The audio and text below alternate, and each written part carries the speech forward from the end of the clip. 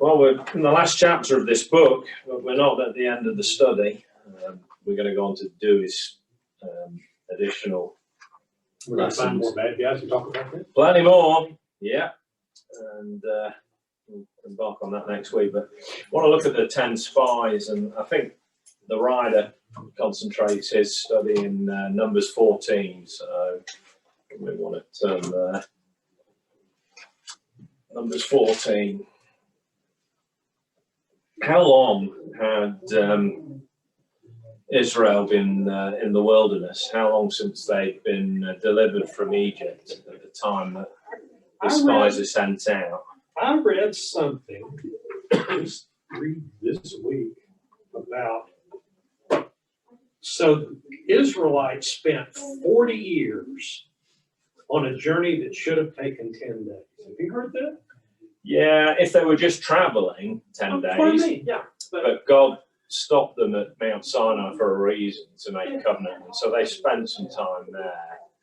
But yeah, I mean, I think it's been about 2 months, certainly no more than 3 months to get this far, and so here they are at the southern border of the land that God's promised. Not just them. When did God promise this land?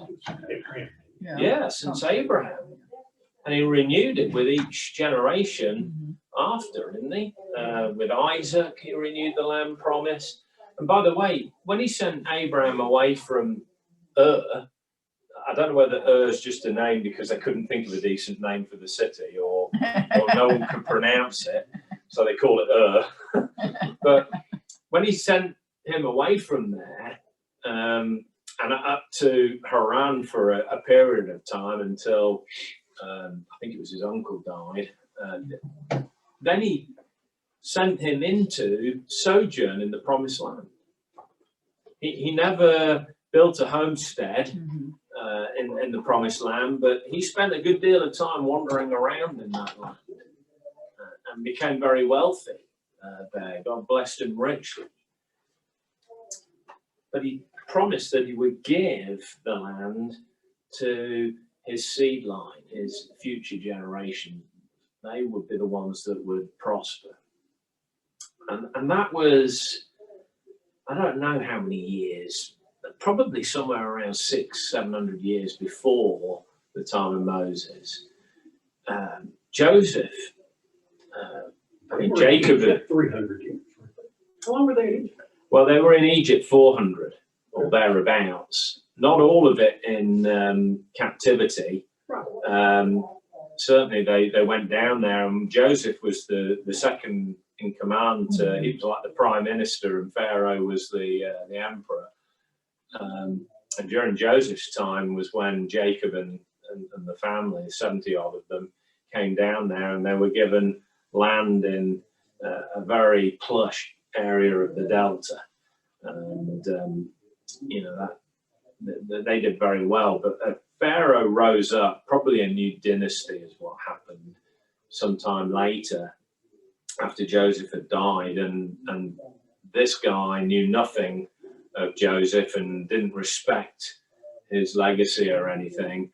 And so he saw the Israelites as a threat because they were being blessed richly and they were multiplied greatly.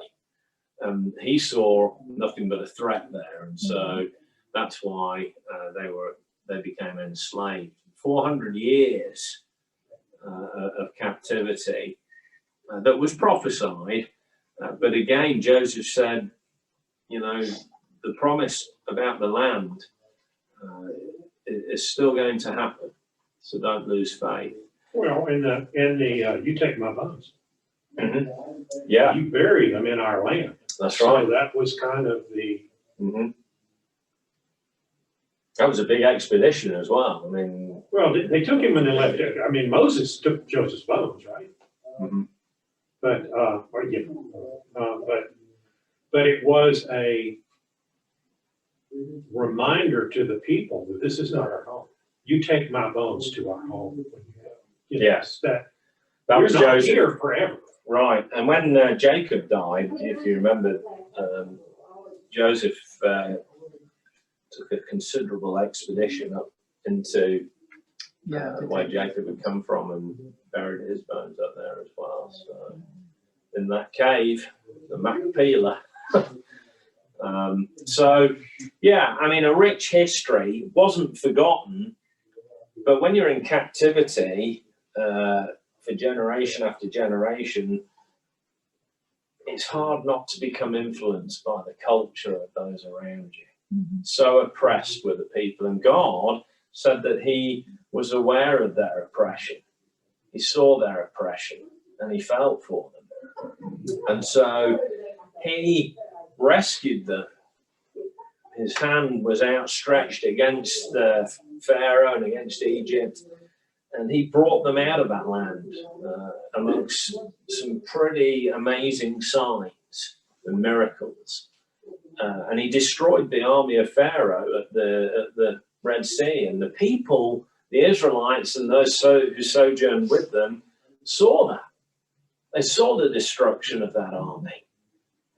They'd seen the power of God and his ability to raise the sea up to make passage through on dry land, would you believe? Not just soggy, wet land, but he made it so that it was dry for them to go through, and they all made it through. So it's not that they hadn't witnessed any of these things. The people had witnessed it, and there were a lot of them that saw that.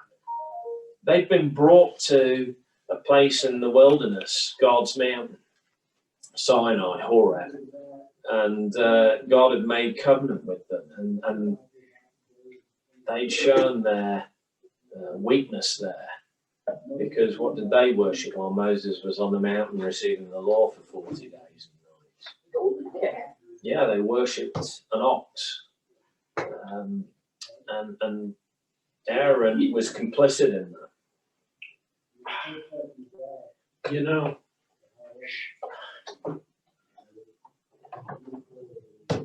I used to, when I was younger, you would think, what's wrong with them people?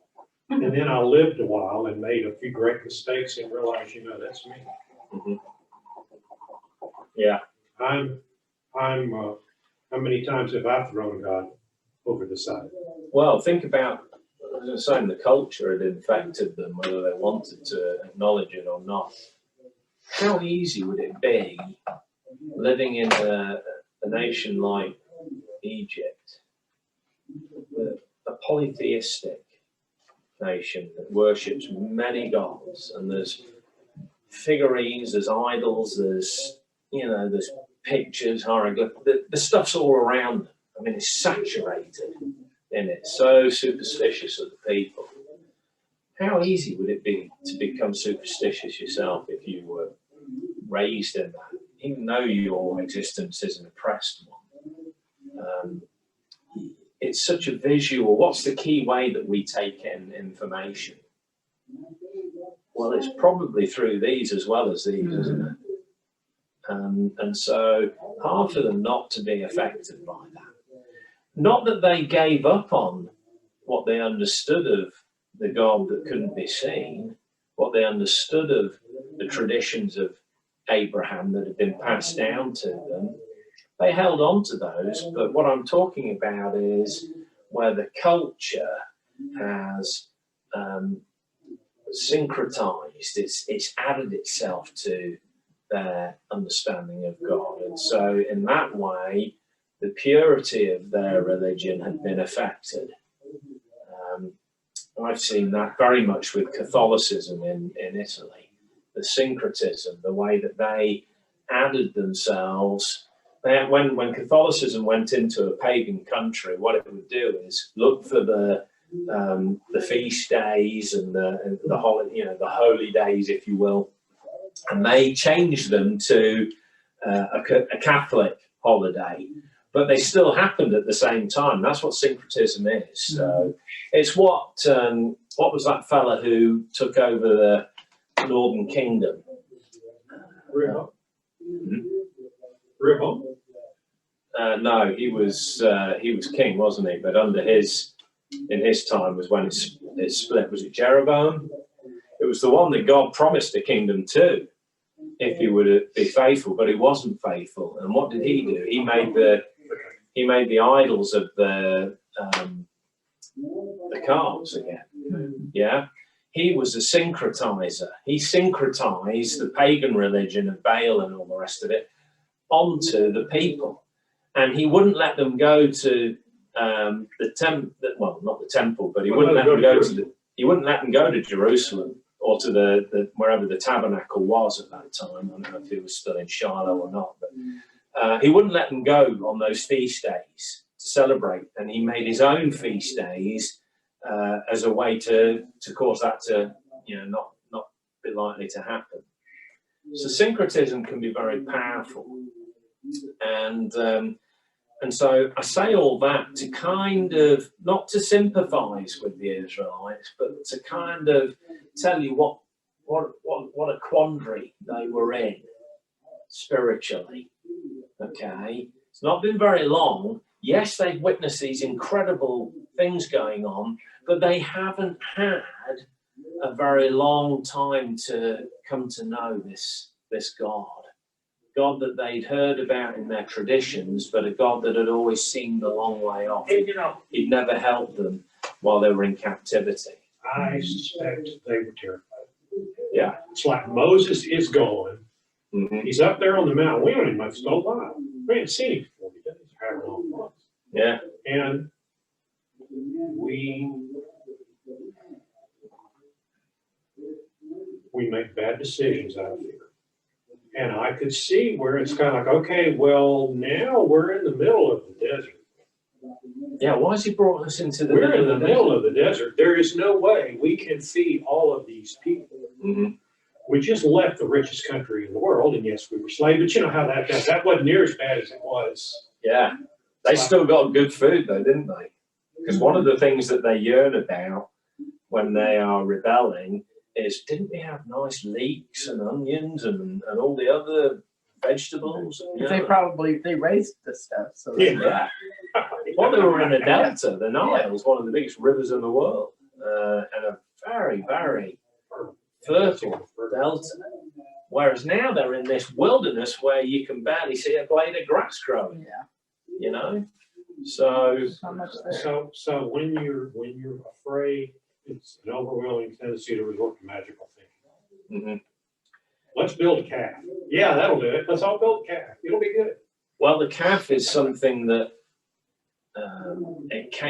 they're also accused of worshipping the goat gods, and those were all gods that were from back in Egypt.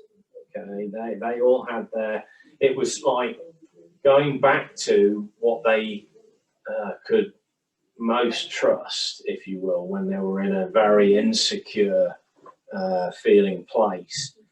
Now, I don't want to take away from the lack of faith that they had, because God gave them every opportunity to trust in him, didn't he? By the things that he did. He brought water from a rock, like a river.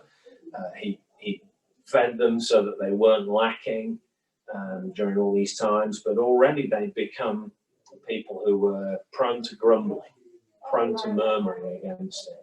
And if we get nothing else out of this lesson, I want us to see the danger of that kind of behavior, murmuring and grumbling, because it did massive harm to their purposes and to their relationship with God. And I believe that kind of behavior, when it happens today, no matter what the congregation, where it is, it will do the same thing. The outcomes are all very, very similar. They're very, very harmful to the welfare of the body. It's not that there are grievances, because you get two people together, there will be grievances. Right. Not that they are not transparent. It's because rather than do the hard work of being forthright, this bothers me. Can we talk about this? This bothers me. We would rather run around to our friends and say, It's not having disagreements that's evil. What's evil is not being honest. Right. About them. And not going down the prescribed route that God's given to deal with grievances. know.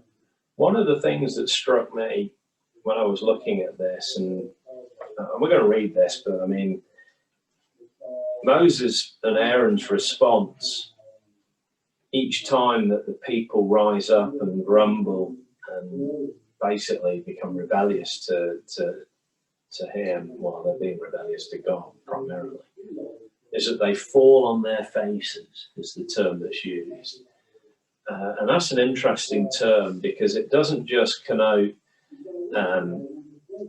humility before God to fall on one's face, but it also kind of implies that we know God is going to act upon this, you know, and woe is us for even being here. Woe is us that this has happened on our watch, because God chose us as his leader and his priest. So, you know, there's an incredible kind of sense of they're with the people because they're the leaders, and they take it personally, the fact that they've rebelled, you know, against God, that we're the ones that are lacking in this. And that seems to bear out in Moses time and again. Doesn't he stand between God and the people when God wants to destroy them? And he says, look, Moses, I'm going to make a better people out of you and your progeny. But Moses' response is, what will the nations around think? What will the Egyptians think if they see that you've led the people into the wilderness only to destroy them? What does that say about your faithfulness to your promises? You know, and I'm thinking, you know, if there was a rebellion in the congregation at Greenlawn, would I be thinking like that? Or would I be more wrapped up in, you know, more personally what's going on? Would I be thinking about how this affects God? And do we? Well, I hope our shepherds do, and I know they do. They do think more like that. They think about, how is this making God look? And I think that's a very interesting thing to take from all of this, the way they took it personally. The spies are sent out in chapter 13 of Numbers, and some people would say that the fact that they needed spies to go into the land showed a lack of faith in God's promise anyway. And that might be true, but I kind of think that there are some... Do you really want to start a military campaign with no maps? Exactly, yeah. Well, you know, we know that God's with them and he's fighting for them. I mean, when he parted the sea some weeks before, he's just said, watch me deliver you. He didn't say go and do anything, fight them. He said, this is the same God that the night before had put a wall up in, I think it's Exodus 13, he put a wall of darkness up so that the enemy, where they camped, couldn't see where these 2 million plus, you know, Israelites were, even though they were on the same beach together. You know, darkness there and light here. He'd done it in one of the plagues as well, hadn't he? Yeah, the Exodus, I mean, there's so many crazy stuff going on. Exactly. I was just going, so okay, God's going to come up with all kinds of interesting He ideas. just used darkness to stop them from attacking or even knowing where Israel was. I don't know what kind of darkness that was, but I can pretty sure you could feel it if you couldn't taste it.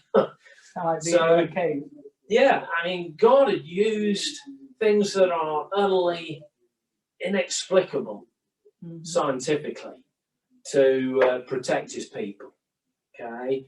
And they've been witnesses to that. And so, you know, here we are, we're on the borders of this promised land that had been promised to Abraham and the generations after him. And they say, we need to go and just spy this place out a bit. You know? In verse 1, it says, the Lord spoke to Moses to send spies. So God told him to go check it out. Yeah. So, you know, I kind of think it was okay that what they did, and they came back 40 days later, having been up through the land and seen, you know, and they brought back like a massive bunch of grapes that they had to carry on a pole that was so big, and they brought back some of the other produce, and that's a very visual thing to think. Well, this truly is a land flowing with milk and honey. I mean, believe me, it's totally different to where we're standing right now. And they're right on the southern borders in the Negev. And one has gone from each tribe, except for Levi. Levi doesn't send anybody because Levi's inheritance is God, yes? Remember, they're the priesthood. And they come Joseph back. had 2 tribes. But Joseph had 2 tribes. Manasseh and yes. So that's how we got 12. Yes. So that's how we get it. Yeah. But they only sent one from Manasseh. They didn't send one from what's the other son? I forget the name. Down the head just at the moment. Anyway, they come back and they give their reports, and it starts out kind of good because they can see the produce and stuff, and you know that obviously would get people's attention. And down towards the end of chapter 13, they said, verse 27, we came to the land to which he sent us. It flows with milk and honey, and this is its fruit. However, the people who dwell in the land are strong, and the cities are fortified, and they're very large. And besides, we saw the descendants of Anak there, and the Amalekites dwell in the land of the Negev. The Hittites, the Jebusites, the Amorites dwell in the hill country. The Canaanites dwell by the sea and along the Jordan. But Caleb quieted the people before Moses and said, let us go up at once and occupy it, for we are well able to overcome it. And Caleb, the son of Jephunneh, he's from Judah, tribe of Judah, he seems to not be fazed by the size of the cities, the fortifications, or even some of the people who were literally giants by our standards.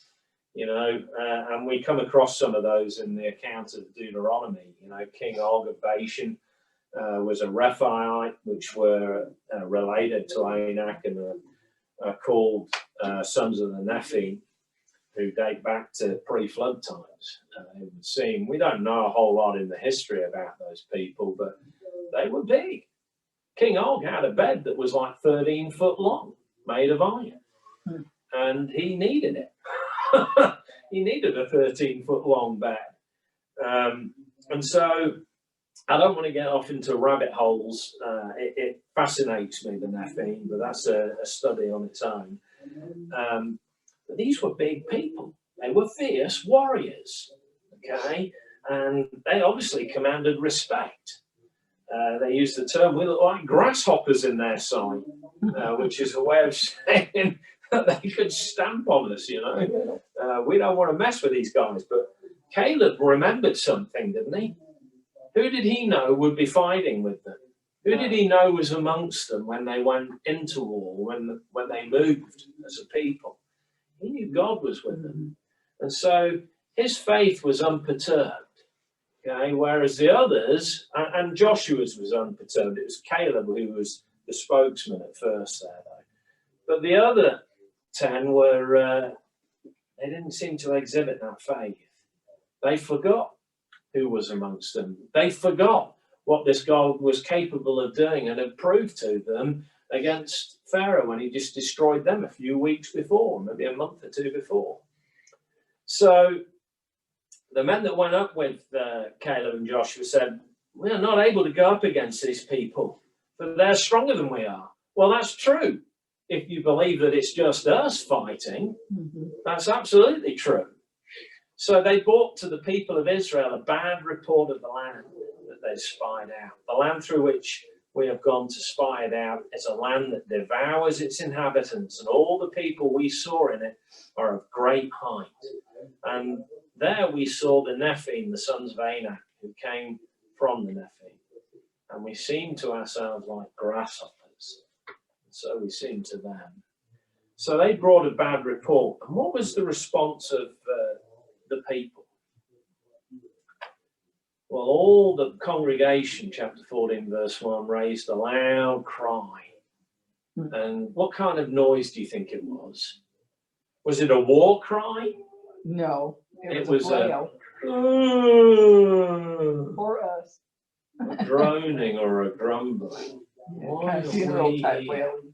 Why has he led us all this way through this desert Just to get wilderness? us wiped out here in this land. Why does he bring us right to the door of this place only to tell us this? Was it so that they might put their trust more in God? Well, they didn't see it that way. And verse 2 is the telling verse. And all the people of Israel grumbled against who? Moses probably, I'm guessing, is it God? Yeah, Moses and Aaron. Why did they grumble against Moses and Aaron? And what's the significance of that? Who are they really grumbling Against God. Because Who placed Moses and Aaron in the positions of leadership? God. Yeah. The whole congregation said to them, would that we had died in the land of Egypt. Or would, now look at the irony of this statement, or would that we would die in this wilderness. Well, where would they die? Where would this generation die? In the wilderness. They got their wish. Okay, so a lot of irony there. The whole congregation said to them that. So it doesn't leave anyone out, really, does it? Why is the Lord bringing us up into this land to fall by the sword? Our wives and our little ones will become a prey. Would it not be better for us to go back to Egypt? And they said to one another, let us choose a leader and go back to Egypt. So now what's going on here? they're chickening out. They're going back. Yeah, but it's a little bit more serious than that. Let us choose a leader. So they're It's done with Moses and God's representative. To use a term that's been thrown around a lot these days, it's treason. Yeah, sedition. Sedition, that's the best. Yeah. And so let us choose a leader and go back to Egypt. Go back where we came from. So they're going to get a warm welcome at Egypt. Do they really think they've got a chance of getting there, for starters? Yeah. Huh? How would they made it this far? God's been feeding them this whole time. And yeah, he's the one providing for them food and water. When did manna start? Before this or after this? Yeah, I asked myself that question and I never got time to. Because this is really early. I mean, they're Yeah, probably this is still early. living on I don't think. everything they plundered from Egypt. Because Yeah. They may still have, because basically they took the whole. I If don't it think. wasn't nailed down, they took it. I don't think we've got to the manna yet. So He certainly provided water for them. They got to the first occasion of murmuring was when they got to the palms of, was it? I've forgotten the name of the place now, but the water was sour. It was briny, I think is what they mean. And God had to get Moses to throw a log in there that got rid of the, Oh, yeah, that's right. the salty, sour taste. I was thinking of the time when he had to strike the rock. Well, that's a bit later, That's yeah. right. But that was where the people finally incited Moses to finally lose it. I'm amazed he didn't lose it long before then. But he's only just been described in chapter 12 as the most humble man on the face of the earth, verse 3. You know, very meek, more than all the people on the face of the earth. When he had his sister Miriam and so was Saul. and Aaron, you know, so they basically murmured against him. So, you know, he's quite an incredible guy, Moses. Not so 40 years before, when he thought that God had put him in Pharaoh's household because he'd chosen him to lead the people out of Egypt. Well, he had chosen him, but not when he was a slightly more brash person 40 years before. He waited till he was 80, and he waited till he'd had about 40 years of practice running with the sheep around, so that he would, because sheep are so dumb and ignorant and stupid that was absolutely what he needed to be tested with for 40 years so that he'd be ready for the Israelites. Okay. That says a lot to me as well. I think nothing. You have to have your figurative head handed to you a couple of times by life. Yeah. Before you develop your humanity. Yeah. And I think that's like, why was Moses so humble? Well, he went from being in Pharaoh's house to wandering around herding sheep with any common man. And he did it all Long time. Yeah. So the people rebelled. Moses and Aaron fell on their faces before all the assembly. Joshua the son of Nun and Caleb the son of Jephunneh, who were among those who spied out, tore their clothes, which is a sign of repentance. It's a sign of grieving, and said to all the congregation of the people, the land which we passed through to spy it out is exceedingly good land. If the Lord delights in us, he will bring us into this land and give it to us, a land that flows with milk and honey. Only do not rebel against the Lord, and do not fear the people of the land, for they are bread for us. You know, their protection is removed from them, and the Lord is with us. Do not fear them. Then all the congregation said to stone them with stones, so they're busy picking up rocks to stone them. Their minds made up. But the glory of the Lord appeared at the tent of meeting to all the people of Israel, and believe you me, they knew what that meant. And the Lord said to Moses, how long will this people despise me? How long will they not believe in me, in spite of all the signs I've done among them?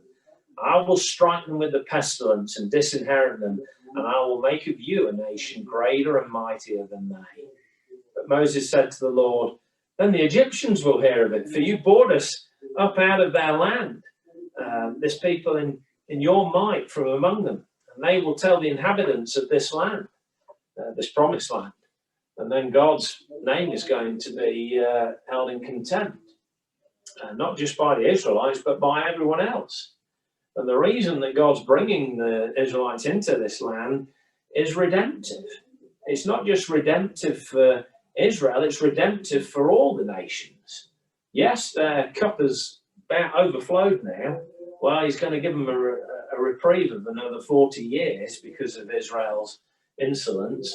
But you know, their cup is fast overflowing, and God is going to come and exact judgment on those nations. Okay? But that will be redemptive in itself, in a sense.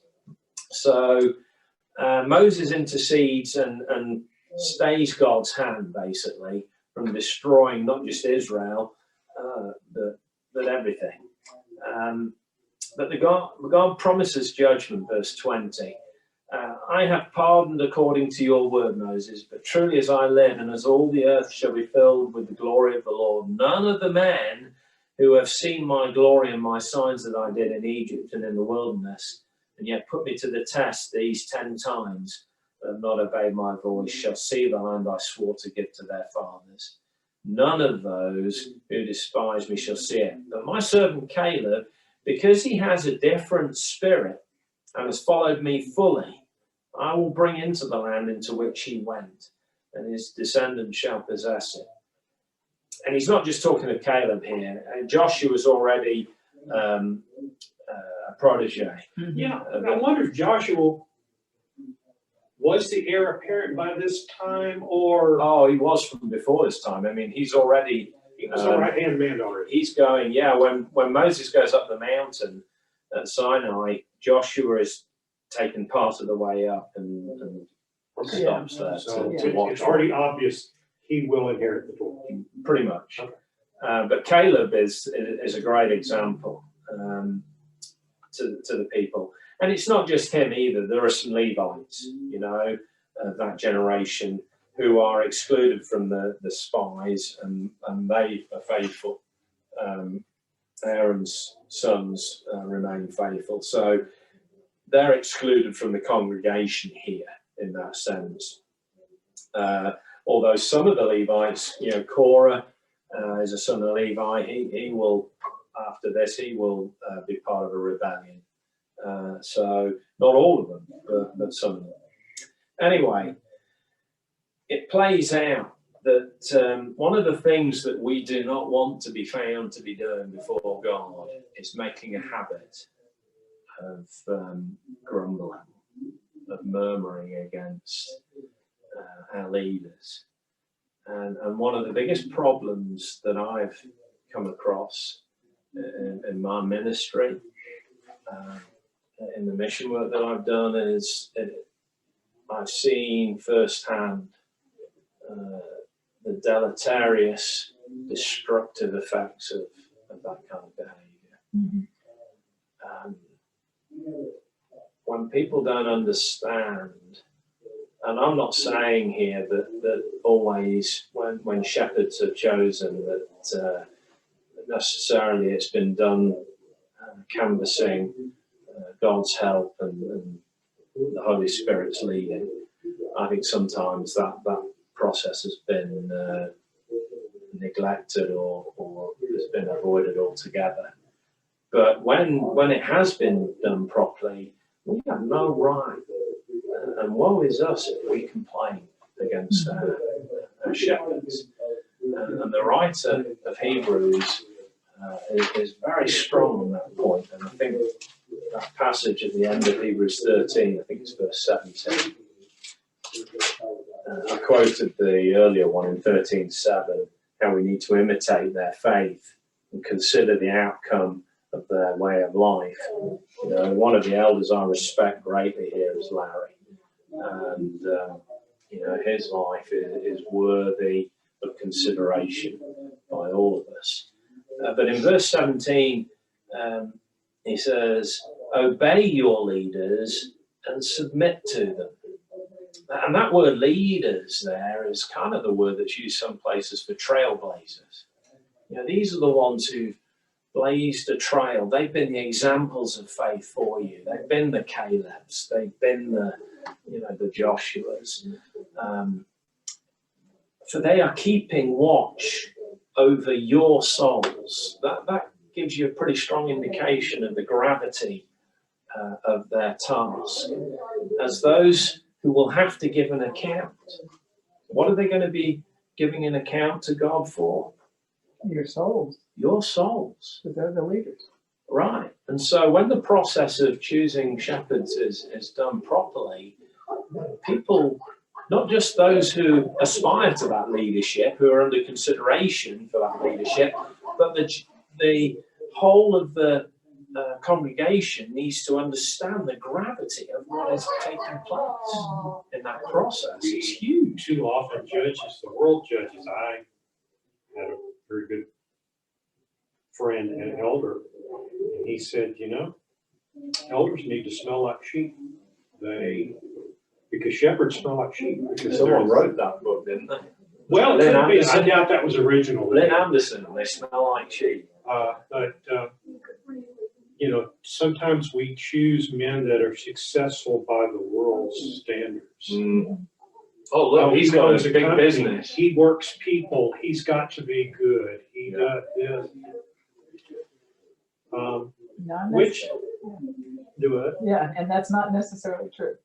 Yeah, just because you've made a pile of money in this life doesn't qualify you to be a shepherd. Yeah, I think of some of the leaders in this nation. Yeah, no.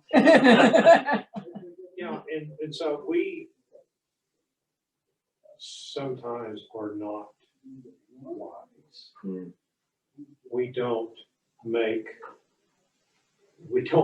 put our value in the right places. Right. Yeah. Well said. And just to finish this statement, the writer here says, let them, these shepherds, let them. It's not a choice on our part. It's a command. Let them do this. In other words, let them watch over your souls with joy, not with groaning.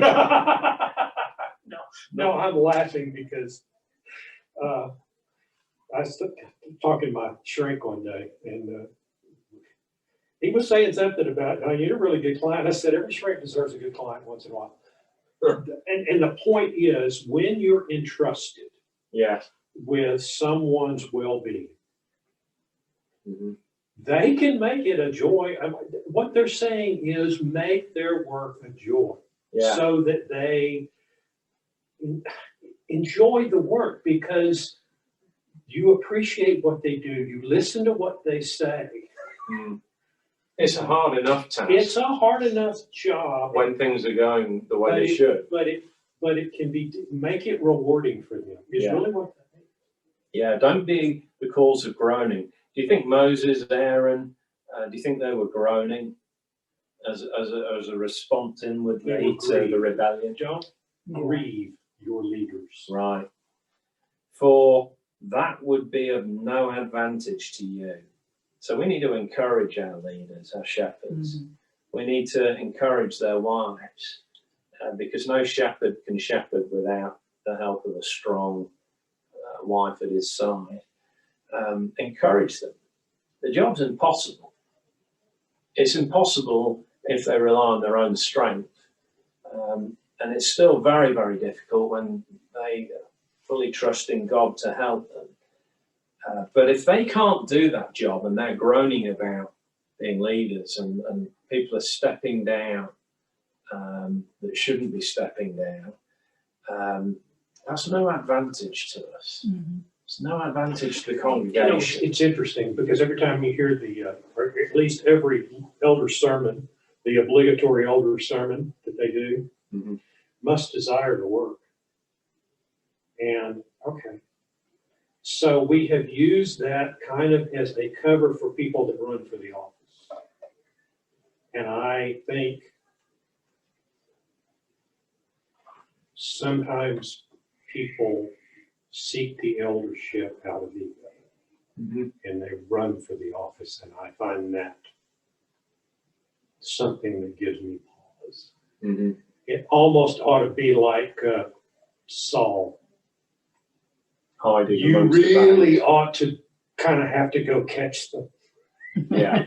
Because they know what's involved. True people that are, it's a good thing of shepherds smell like sheep, that you look for people that are already doing the job, mm-hmm.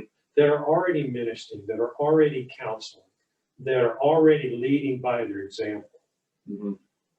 You look for the men that are already doing it, and you just give them the formal authority to be more effective. Yeah.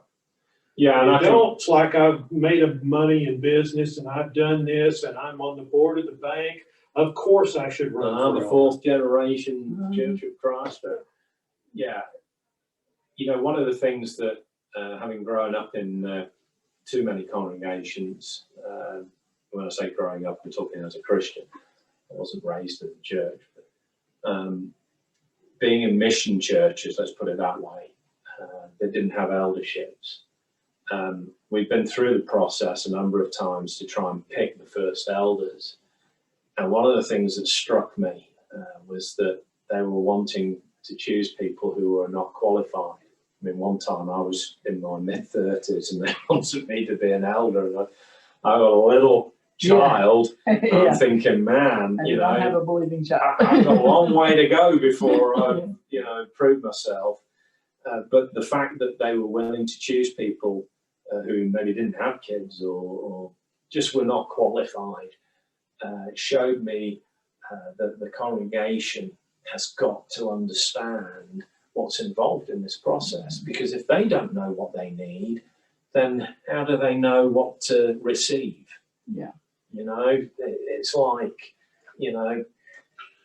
But that's got to be tough in a mission field. You haven't dug the well yet. Yes. I mean, like here at Greenlawn, I'll bet you that there are 10 or 20 men who aren't elders. I mean, you got a deep bench here. Yeah. I wish we could send some of them to places in England. To go to Ethiopia. I've told them a number of times. I said, look, the best thing you could do when you retire is ask the church to help you, or if you can support yourself, that's great, but go and help a congregation in England. You speak the same language. What they need is families that are older. What they need is a family that's older, sturdier in the faith, that can just be a settling kind of influence in a congregation there. You know, that would be such a help to so many of those struggling congregations. They could go to Australia, they could go to places where they don't speak English. It wouldn't matter. They'd still be a great influence. But, you know, sometimes that falls on deaf ears, but other times I think just people don't realise, you know, that God's called you. Mm-hmm. And that was one of the things that the writer here is saying, you know, do you understand when God's calling you to change your situation in life? Will you respond to it? The guy here that worked for NASA, he gave up working for NASA, and he could have had a very senior position, but he went and he realized that God wanted him to work with the church, so he did. The guy that we support in Leicester, Paul Hill, was working with a transportation company for many years, and they just got to the point where they said, we want you to come on the board of directors.